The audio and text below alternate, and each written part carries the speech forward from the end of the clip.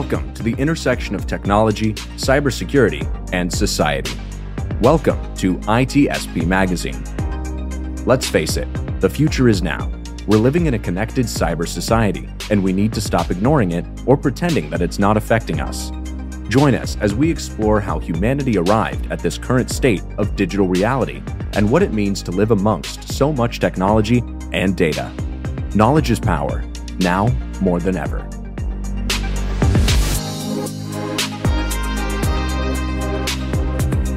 Black Cloak provides concierge cybersecurity protection to corporate executives and high-net-worth individuals to protect against hacking, reputational loss, financial loss, and the impact of a corporate data breach.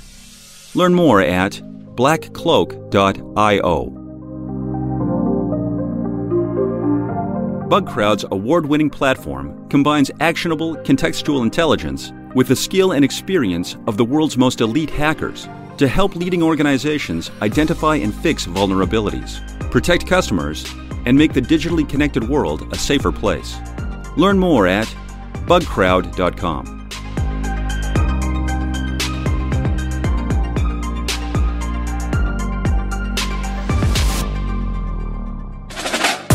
Marco.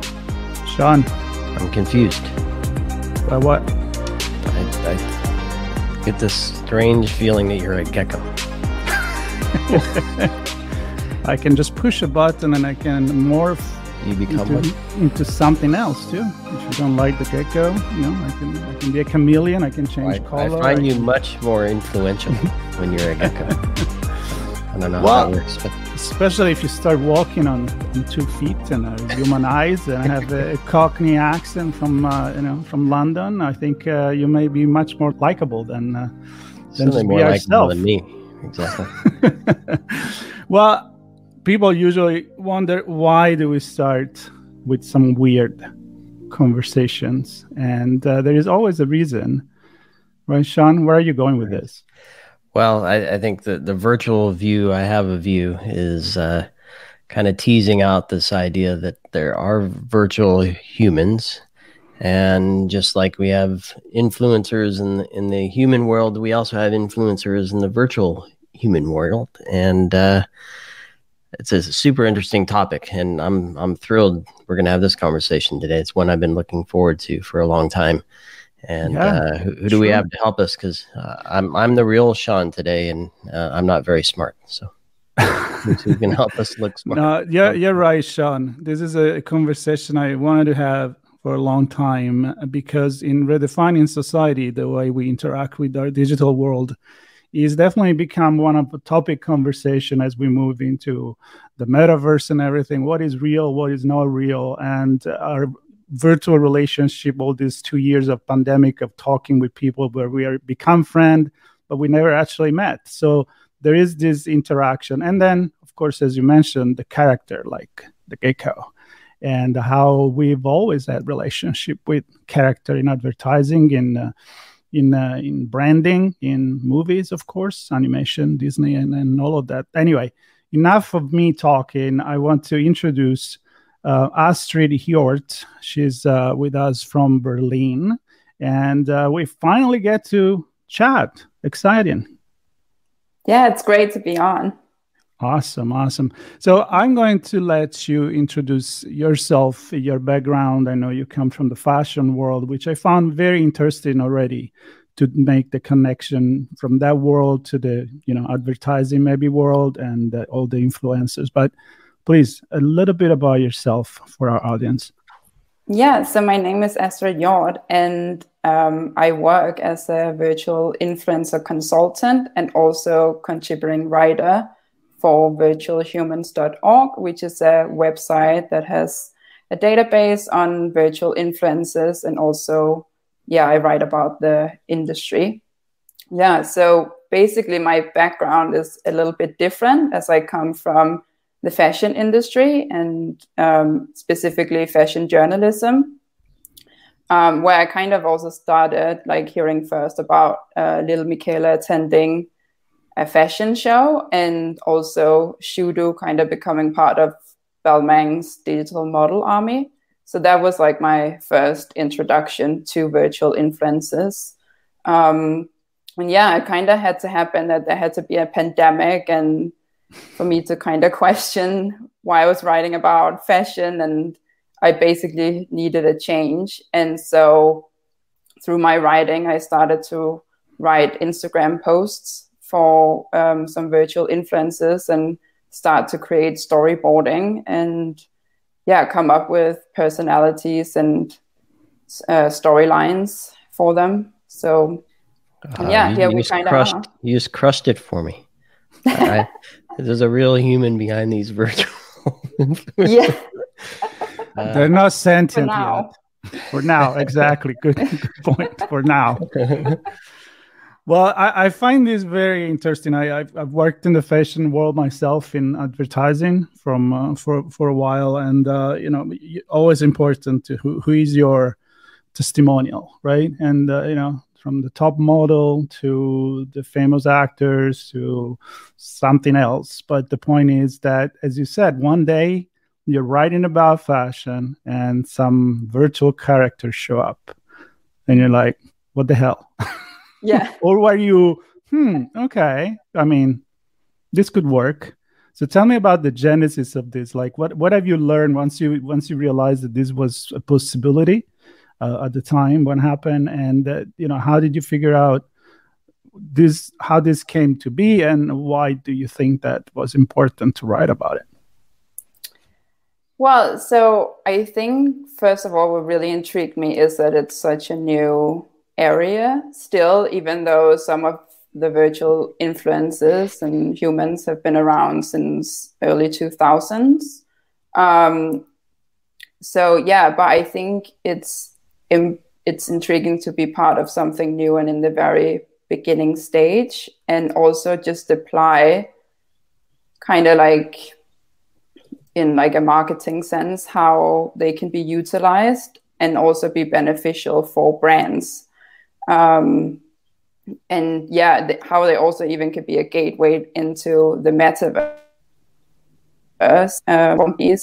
specifically. That's really what had my interest in starting to write about these. And also, I think from a creative point of view, the sky is like the limit when it comes to virtual humans and influences. So I don't know how, I mean, there's so much with fashion, and clearly you made a shift into virtual humans, and certainly in virtual humans, there's a lot of technology, and I've seen a lot of technology in the fashion world as well. I don't know if there's ever a crossover there, and kind of how do you see the technology playing a role in making a lot of this possible? Well, so I think technology is like really key when it comes to this, and also there are fashion brands like, for example, Burberry, who's even created digital doubles of Kendall Jenner and Naomi Campbell. And I think that really shows also then how those celebrities can utilize themselves, even like they don't have to fly for a shoot to Japan. They can send their digital double if they want to. But of course it takes for also big companies to start putting money into that technology and developing that and see a real opportunity. Astrid, can I pause you, because I'm super curious. Who makes that investment to create those virtual doubles? Is it the Burberry in this case, and therefore it's limited to Burberry, or do they make it and it's the property of the Jenners, and they can take it from Burberry and use it somewhere else? Or I don't know if you know that specific case, or in general, do you have an idea of how that works? I wouldn't want to go into complete specific, but I would probably imagine, since it is Burberry, that they have the rights for that. I still think there's a lot of legal holes and hold this atmosphere of who can use these virtual humans and influences. But I would imagine that then if celebrities were to create their own, like that's not in relations to a specific brand yet, they would have the full rights to that model. So I guess, Sean, you were going into who, like, did somebody develop this character and then they offer it to the company, or the company just create it from scratch? Was that like your angle there? Because I'm kind of curious to do that as well. Is like, is there how's the market working with that, right? Because you mentioned the website that you write for, and I can see character there are very human. Others are a little bit like a Pixar movie. There is a Barbie. There is a sausage. There is the gecko, and there some are cartoonish. Some they're very streamlined cartoon, like the meme that we see on all over social media. And how are they used, and how do you know which one works or what doesn't? Because it seems to me like there are specifically psychologically carved to appeal to kids, to teenagers, to older people, decision makers, like the gecko, for example. So can you explain me a little bit how do you measure the success, and how the industry started to learn what works, what doesn't? Because it sounded a little bit weird. Yeah, so I think that's another thing when it comes to when the concept of virtual humans. You have virtual influences, which are you both have the hyper-realistic characters like Little Michele or Shudu, and then you have more like non-human characters, like, for example, Nobody Sausage or Geico the Gecko. And then you also have even dogs and like animals that have their own kind of storylines. So I think, for example, it's interesting when it comes to non-human influences, to look at, for example, it's a company called Invisible Universe. So they are celebrity backed, in the sense that when they team up with celebrities to then create a virtual influencer. I think the latest one is Jennifer Aniston, who created a dog that's called Clydio.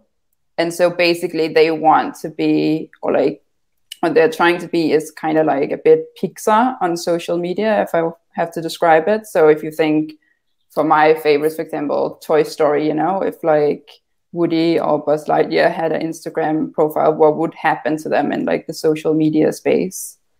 So I think that's a very interesting take as well. And also because then they get to interact directly with fans of these characters and understand what they want to see in the storyline. Do people know, I mean, I'm assuming there are a bunch of research, how people react to this, and like, especially when you're talking to kids, for example, and the character is very human-like. And I know from static perspective, you can definitely do that. I mean, there are artificial intelligence and creative faces that are as real can get. When they interact with this character, I mean, do they get fooled? I mean, the intention is to make them look like real people, or there is that fantasy, like, of course, if I see, Buzz Lightyear, I know that it's not real. Well, then again, it's costable, maybe it is, maybe not. Yeah, I mean, so for example, with Invisible Universe, if we're talking about those characters, that's quite clear, since it's a dog and it comes in different shapes and form. And also when they've created, with Serena Williams, they created a doll, like a toddler-like doll, but it's very like in how the visuals are created, it's very clear that this is an animation and it's a doll, kind of like how you would see in like on TV, for example, or a children's show on Netflix. But then, of course, I think moving away from that, when you look at Shudu or Little Michele, their intention is to basically kind of blur the lines between what is real and what isn't. And I also think that's what kind of created like a hype around these virtual influencers in the beginning, because it's difficult for people to tell whether or not they are real. Of course, there's also a bit of debate then if that's a good thing or not,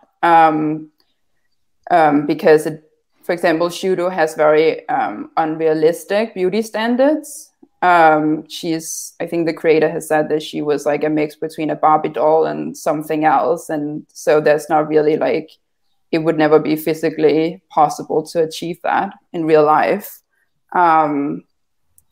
So there's some debate about that. But then again, if you look at, there's a lot of human influencers on social media who also use Photoshop and filters, who doesn't say that.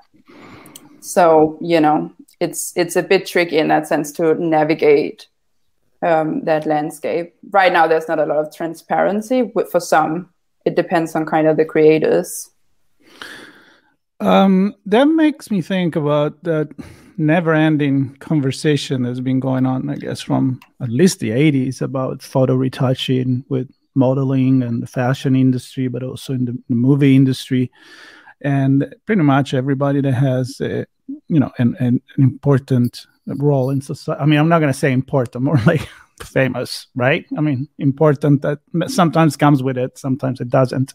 That's very different opinion on that. But the point is you said that it's very unrealistic proportions, for example, for this model. But as we know, there is a distorted view that people have, especially on social media. It used to be when you flip the pages of Vogue or other magazine, and there's been important movement for that, right? And to talk about that it doesn't exist, that perfection. It shouldn't be created artificially because it affects the way that people think, their own personality, and so forth. So when it goes to these, and with social media becoming even more important in shaping the way that people live, perceive themselves, I'm wondering if it's important, and I love your opinion on this, to maintain this line where it says, look, you're entering in a cartoon world right now. You're entering into a virtual world where you need to know that this is not reality, because I feel like the consequences could be even worse than what they used to be. Yeah, I think looking ahead, I think right now, since it is a social media format, and there is still, I still believe that a lot of fans, they can kind of make up their own mind. But as the metaverse starts to materialize more and more, and we will be interacting in a virtual reality where we will definitely meet virtual humans, where we might not know clearly if it's real or not. I think that's when it has to be very transparent if it's a real human or not. And also especially if you think in AI longer term. So that's a whole other conversation where it would have to be really important that that this is a virtual human and not a real life character. So tell me about your role in what you do when you say you write script for this character, right? So we had a conversation not too long ago, and I actually will invite people to listen to that, where a comedian and an expert in sociology and technology, they are the one that brought the personality to Sophia the robot. I don't know if you're familiar with that, the one that goes to conference and everything. And they were telling story about, this really weird interaction, but at least it's still a robot, which, by the way, I've seen it and it's scary. Like when you see it live, it's really like, holy shit. But in your case, what is the role like when they tell you, hey, help us create this character? What do you do? What is your briefing? What is your research, and how you decide to go? Kind of like behind the scene of what you do with this. Yeah. No, so basically when I have creators contact me to help create a strategy or help create the personality of a virtual human or influencer, is basically coming up. It depends, of course, on the purpose in each case, but majority is storyboarding. So figuring out who is this character, like what is essential for this. both like, is it a funny one, or it's like attributing different human personality traits to a character. Usually I'm briefed, and sometimes it's even looking at real people or celebrities or influencers, even models. I've had one case where I was told the virtual virtual human had to be a bit like Kate Moss. So, for example, my research would be very into her personality and what makes her Kate Moss, what is she associated with, and then come in with, for example, different brands that would be associated with her. The same, I think it goes for a lot of the cases where it is, the briefing is some sort of celebrity or a human influencer, even Kim Kardashian, you know, so she would be associated with like Balenciaga or different, you know, big companies. And then looking at their social media profiles even. So what do they put on social media? They put work, family, even throwbacks. So how could you move that into a virtual human on social media? So it is like doing kind of these like parallels. And then, yeah, it's also figuring out what's the best way to interact with this community. Both in comment section, also a lot of what kind of CTA tools, and just like the what do they want to achieve with this profile? Is it building a large following? Is it just having a lot of likes? What is the purpose? Is the purpose to build a storyline like Little Michaela as a robot? Or is it more a digital model that needs to be in magazines? So yeah, it's really, a lot of it is taken from real life and then applied to. Yeah, and I think when I think of technology, and I'm an enterprise guy, IT guy, and trying to help companies run their businesses, that this isn't too much different in that brands and celebrities want to use technology to help them as well. But scalability always comes to mind. You reach a certain point, and certainly if we're talking about the physical flesh person, you can only be so many places at the same time and look good. If you stretch yourself too thin, you might not look as good if you're a celebrity, let's say. So technology and virtual humans can help with that. But what we're hearing is that there are humans behind the virtual humans here.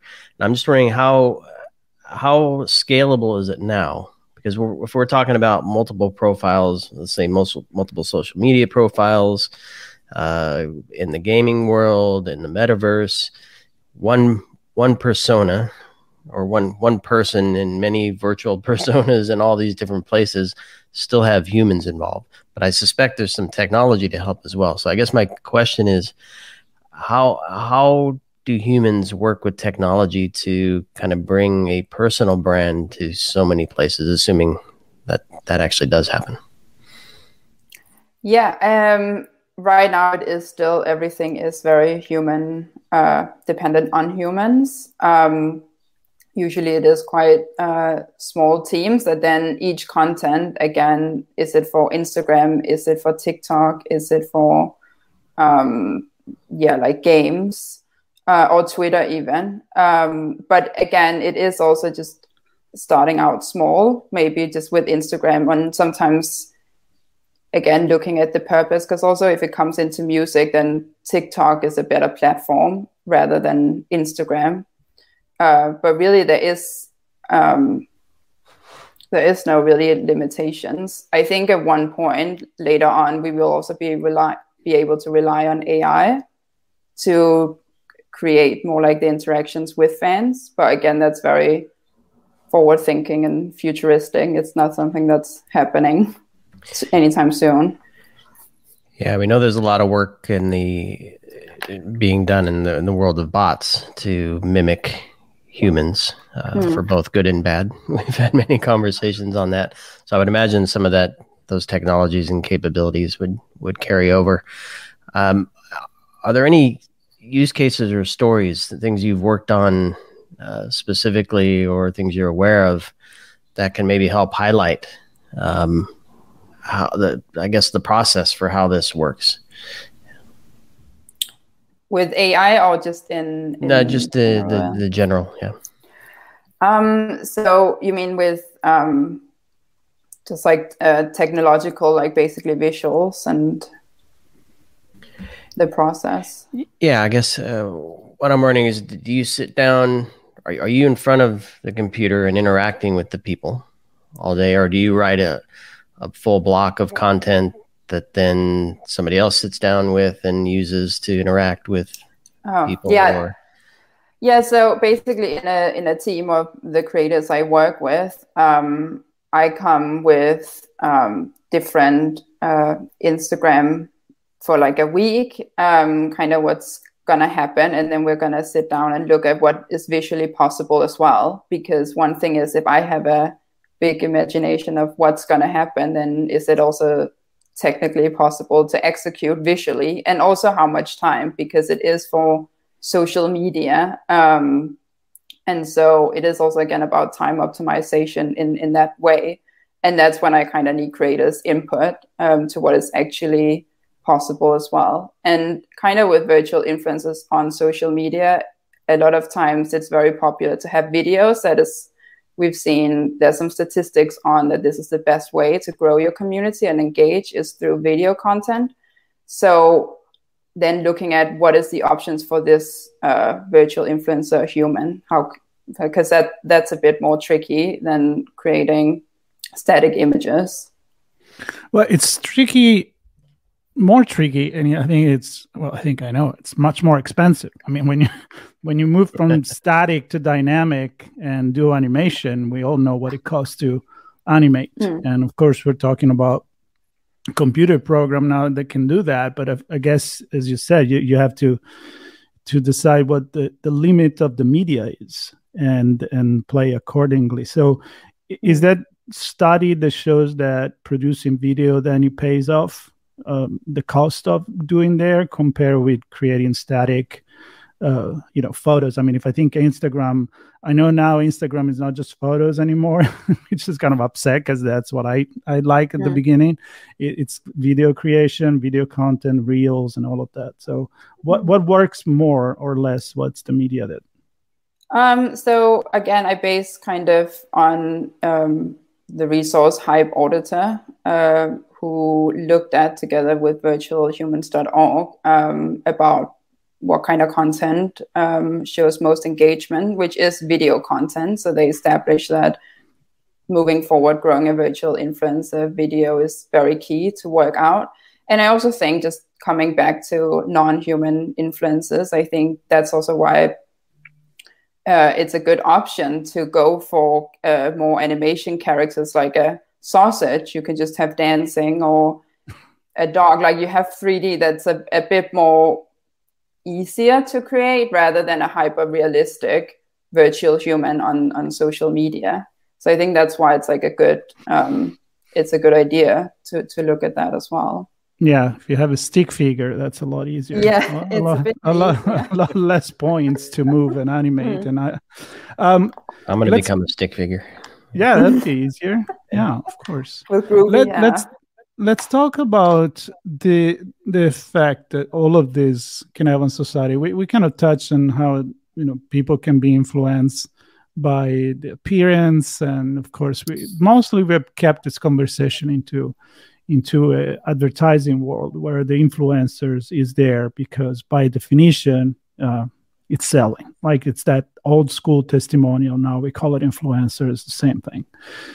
But are there case study where these avatar are effective into actually do something a little bit more meaningful for society? I'm talking about the Smokey the Bear campaign, the character for, stop spreading fire was very popular here in California, but many others application where I'm thinking, can these avatars be teachers? Can they be used to educate kids? Can they be used for mental health support? I mean, it is, or is it just driven by selling? No, I definitely think there is a lot of opportunities for virtual humans to help in with society, even virtual influencers, because they have such a big outreach, and especially they target millennials and Gen Z. So, for example, in the beginning of the pandemic, the World Health Organization actually teamed up with a virtual influencer that I think is called Fort Knox. Fort Knox? Or just Knox, something like that, something along the lines with that. I just remember Knox. I think it's something like that. That's memorable enough, just to figure out why.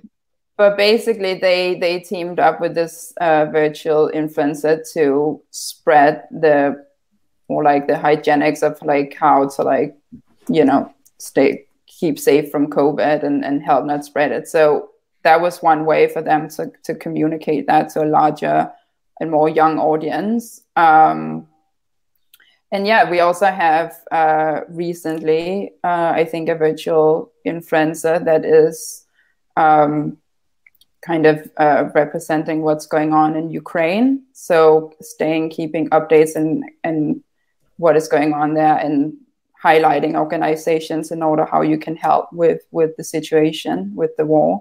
So yeah, it is at the moment, it is very focused on basically highlighting organizations and how you can help in different situations for now. But I think longer term, also healthcare wise, again, I think then it would need to have more transparency in terms of who are behind these characters. So you would need someone who's a therapist, like not someone like myself who doesn't have a mental health education behind.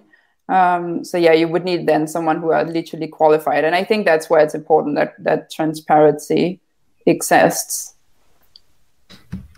That's an excellent point, and I'm wondering. I joked about being a stick figure. I'm just wondering, is this at the moment kind of contained within the commercial space, and then perhaps large entities like the WHO, who want to do something meaningful, either help society or make money?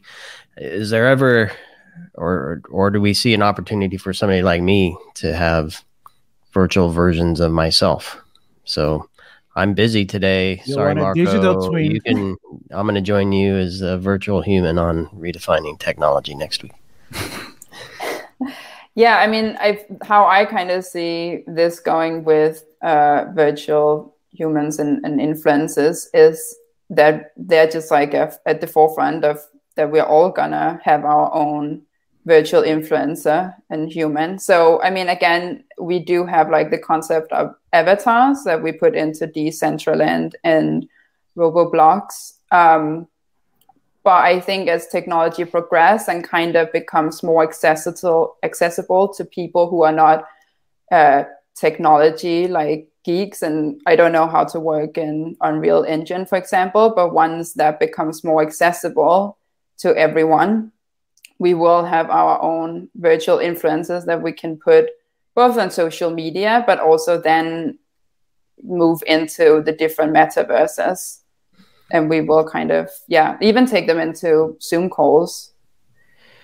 Yeah, because I remember it's a few years ago now, so who knows what the kids these days are doing. But I remember a good friend of ours telling us about how his daughter had many different profiles. So not just one across all the platforms, but many across all the platforms. And each one had a different persona and had different conversations and different set of friends.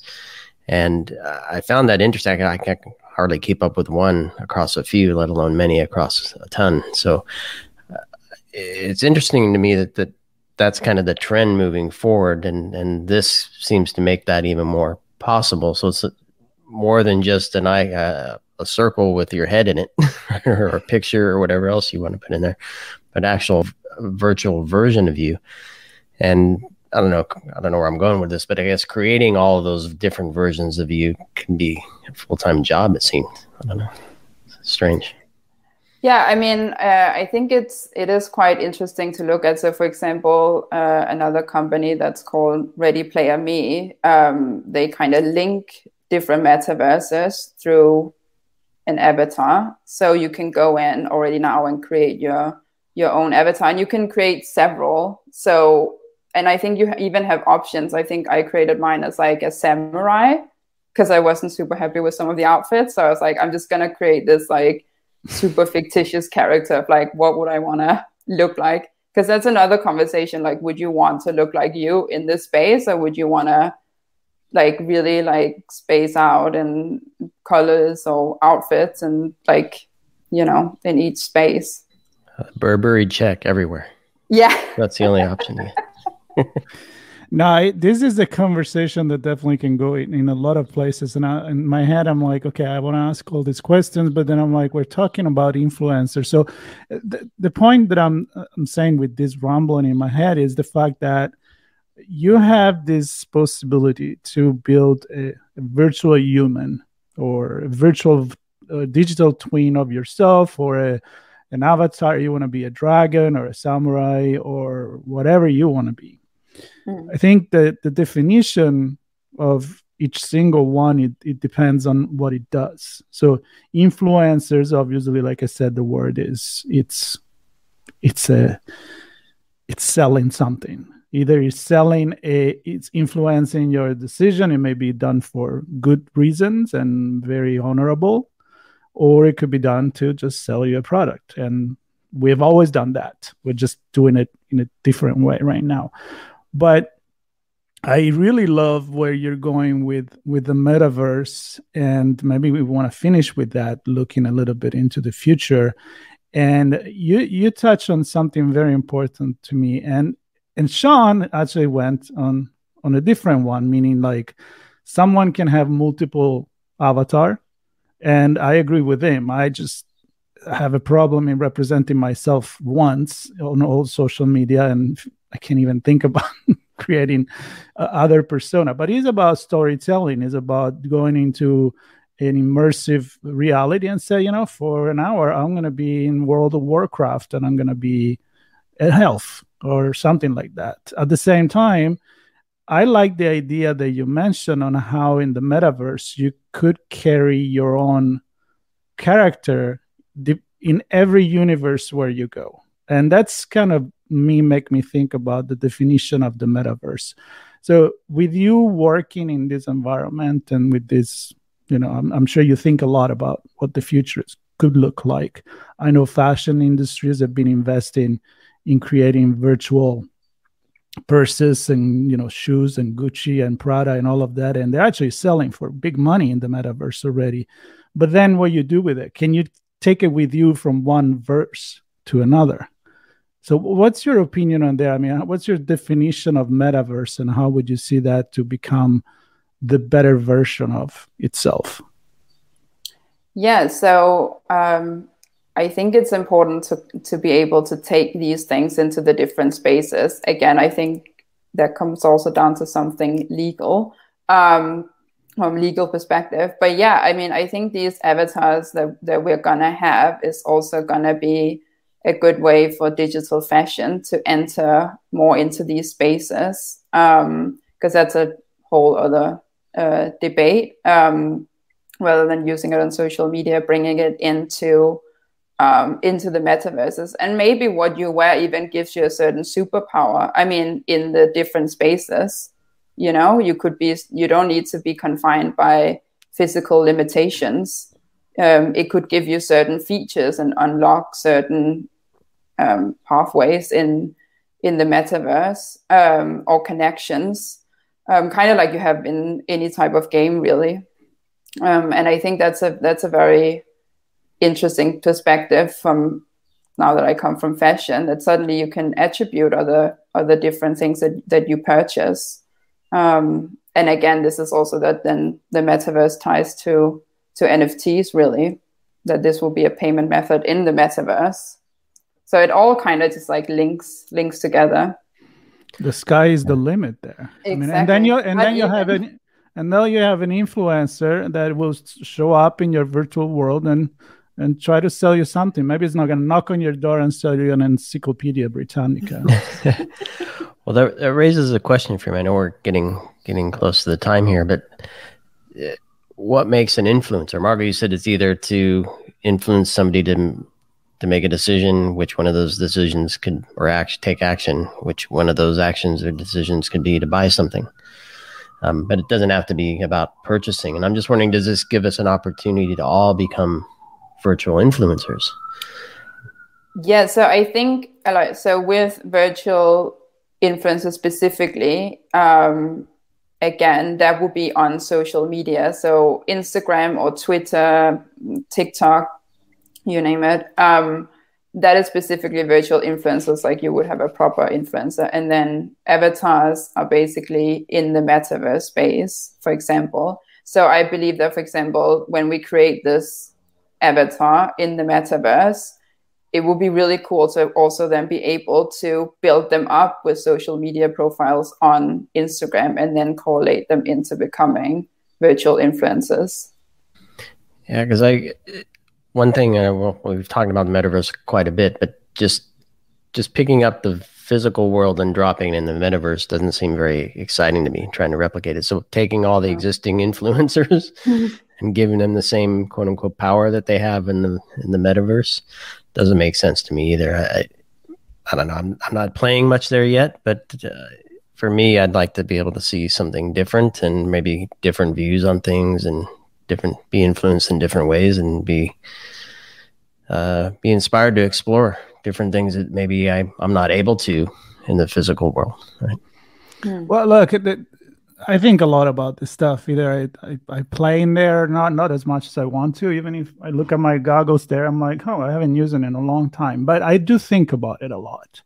And I think about, is there's an opportunity to create, like some are doing, lawless world where everything, it's the metaverse, you go there because there is no constriction, there is no rules, and you can do whatever you want. And another one is taking the opportunity to create certain universe where maybe you have a better version of our society. But very philosophical, but something to think about. I mean, we cannot, if we go in a metaverse where there is no law, we're going to need a social contract for that. So I cannot divide what is digital versus what is real anymore. You know what I mean? So if you have a power to influence people, I think where I'm going, Astrid, with this is that with great power comes great responsibility. And we're all influencers in a certain way. I mean, even if you influence one person that follows you on Twitter, I think people should have that responsibility and think that they can influence, especially a kid, maybe, or a teenager, and how we talk has weight. So a lot of food for thoughts here, I say. Astrid, what do you see this world going? Are you still excited to work on this? Is there like a next something that excites you more than this right now, or you just see the next evolution of this? I mean, I am very fascinated with this space, and I have to say, I think for going from fashion, I definitely feel like this is like the world that I want to be in for now. Also, because it's so new still where it can go, and I think for many creators now it's to look at, well, how can we even blur the lines even more between digital and physical? So can we actually invite virtual humans or the popular virtual influencers into our homes or even cars and accompany us wherever we are in society, or even also for retail stores? So I think it's really exciting to see where it can go. Technology will, of course, get there and help us along. That's another really vital aspect. But I'm extremely excited to see where this will all go.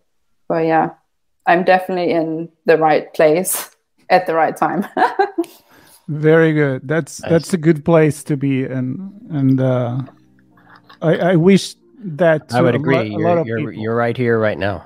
So I couldn't agree more. Well, Astrid, thank you so much for this conversation. Of course, as usual, we hope we leave our audience with a lot of questions and little answers. That's our goal, Sean. And we keep thinking, and maybe we keep trying to make the right decision before. Smarter for being dumber. That's what you're trying to say. I don't know. That maybe we need to assume that. Let's just assume we're all, we can do much better than what we're doing. But again, thank you so much, Astrid. Love to think, and everybody else that is listening right now that is not part of this conversation, or maybe they were. Maybe we were surrounded by a lot of little invisible avatar here, and I don't even know about it. There'll be show notes, link to Astrid's social media, and to learn about her articles and resources. And stay tuned, and we will talk about some other ways to redefine society next time.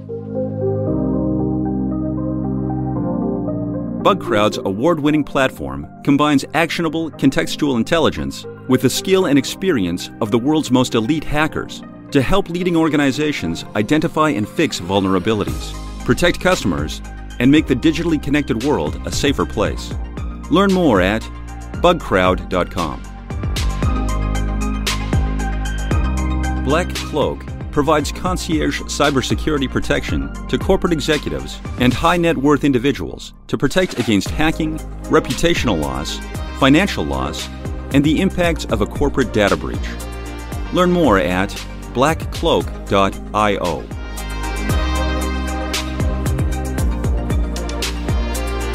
We hope you enjoyed this episode.